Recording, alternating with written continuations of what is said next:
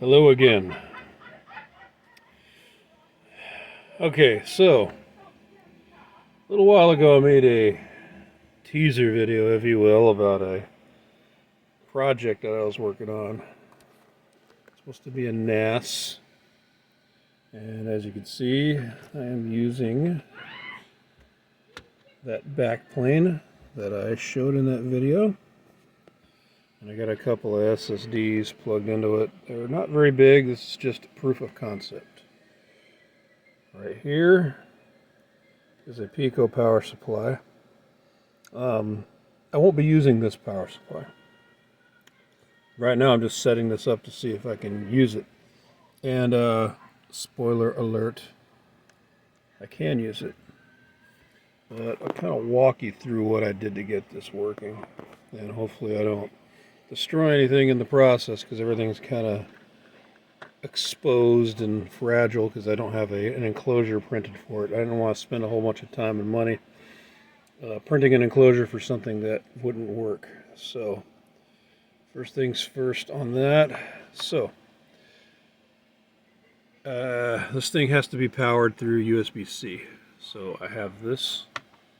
It's pretty long. I left it long. Actually, let me go over to here. It was really long, and I'll be cutting it back when I finalize this project. So I have it tied into this. Not tied, but actually I stripped the leads on this thing here. This is actually for floppy drives. I will never use this ever, so even if I use this power supply on another project, I will never need it for floppy drives. And if I do, maybe I'll just re-terminate it, but who knows. Anyway, so I cut these two off, and then this is the, by the way, this is the 5-volt lead. So this is 5 volts. This one here that I'm touching with my other finger, that is the 12-volt lead. So it's important to know that. So you need a multimeter when you're working with this stuff, because you don't know how these things are wired. There is a standard, but not everybody follows a standard, and I don't even know where the hell this came from. Someplace in China, I'm sure. And it works, so I'm assuming they did at least something right, because it's working. This is a 300 watt pico power supply. I don't think I'll be needing 300 watts for this. So my plan was to build a 2-bay NAS. I might end up going for 3 if I can find another cord short enough with the right size, right angle connector. Then if I did that, then I'd be able to go 3. Let's see if I could scoot this over without destroying anything.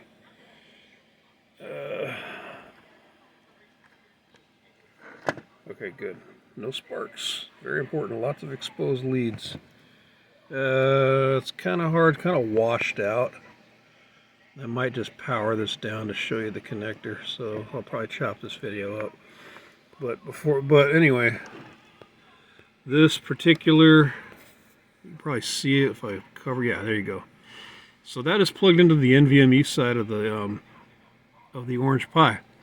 So I got the bright idea, and it's not an original idea to use one of these to build a NAS, and I'll attempt to link the video that I got inspired from. You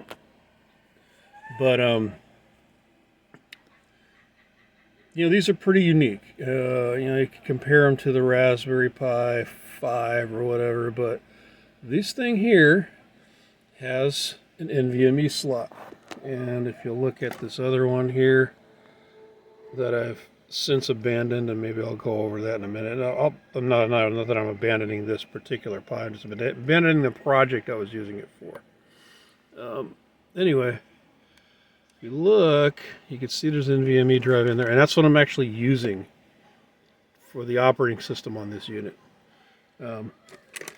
But this thing is, let me just see if I can, yeah, you can see that it's connected. You can see these blaring green lights. So this is actually I believe it's a 5 or 6 port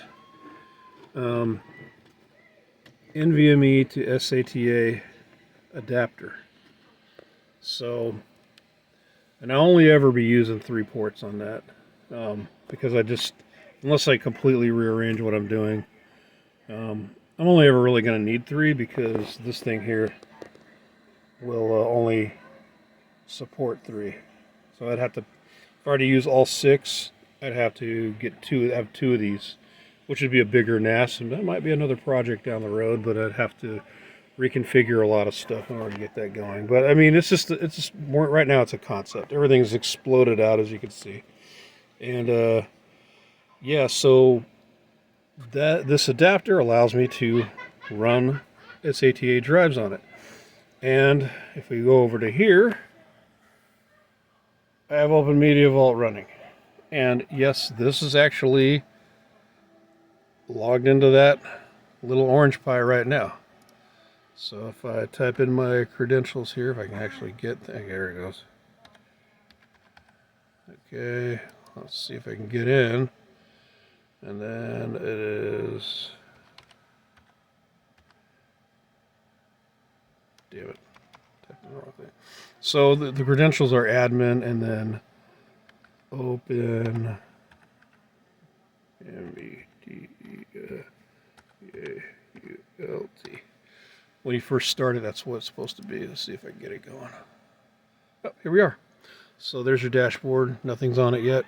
But if you look at storage, if I go to here, click on that, go to disks, it'll show, bam. So both of these, those are my easy store. This is my boot drive. I have a 64 gig boot drive, little SD card. I might expand it. If it becomes a problem, I might put a larger card in there. I can get them up to 1 terabyte. 1 terabyte's pretty expensive for what it is. But 128 would probably work just fine, or maybe even a 256. But these here are the 2 SSDs I have plugged in. So I don't know. This is supposed to be hot swappable. I might be risking some things here. You'll get to see some stuff if I unplug it.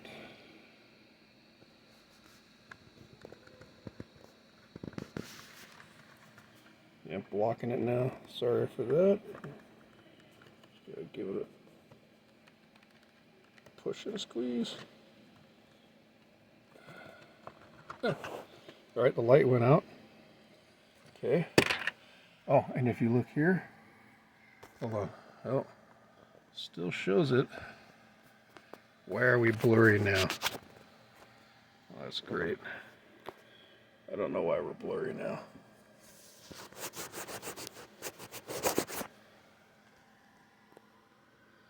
Anyway. Alright, so let me see. If I go back to storage, I go to disks. Yep. So one of them's gone. So it's hot swappable.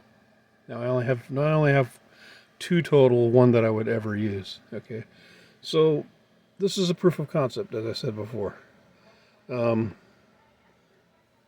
with that hot swap bay, and just so you know, if you didn't already know, I know there's some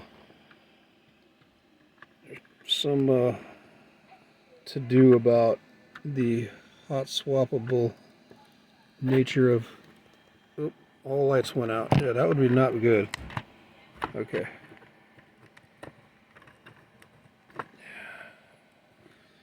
Anyway, there's some to do about the hot swappable nature of SATA. I will tell you this. SATA is natively hot swappable. That is one of the